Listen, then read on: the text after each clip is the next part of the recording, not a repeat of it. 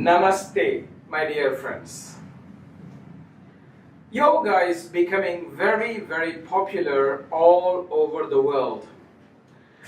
And with popularity also comes criticism and challenges. What are the big challenges that yoga faces today? This is what we are going to see in the next 5 videos, where we are going to take one challenge each time that faces the yoga world today. The first challenge I think yoga faces is the association with religion. There's a lot of resistance in many countries and many governments towards yoga because yoga is perceived as a religious tradition.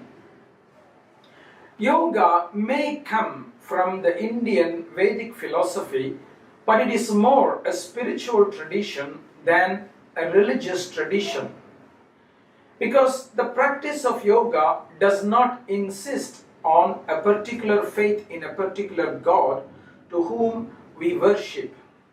Rather, yoga is talking about how we can refine our body, our mind, and our emotions so that we can align with any religious faith that we believe in.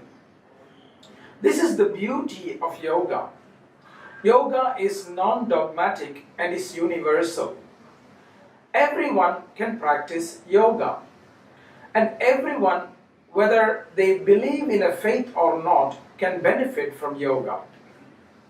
But the challenge comes from the fact that many yoga teachers today portray themselves in a religious manner, not only through the kind of clothes they wear very Hindu-oriented robes and wear many Hindu-oriented marks, but are also propagating religion in the name of yoga, and this must be avoided for the greater good of yoga.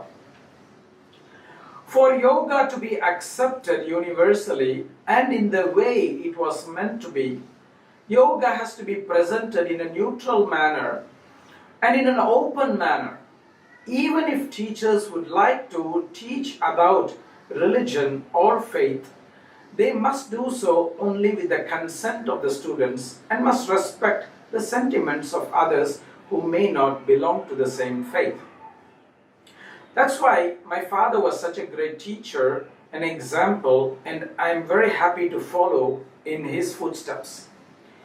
He would not just use Vedic mantras to teach students, but for some of his students who were Christians, he would choose Christian mantras.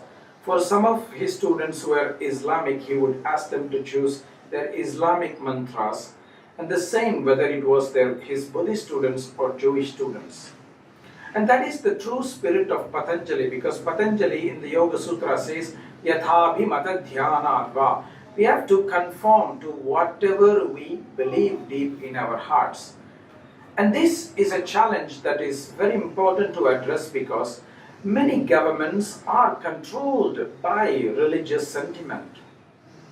And therefore, if yoga has to become legally acceptable in many of these countries, it has to be presented true to its original meaning, which is that it is a non-dogmatic and universal spiritual system and not a religious system. Please reflect about this, my friends. Namaste.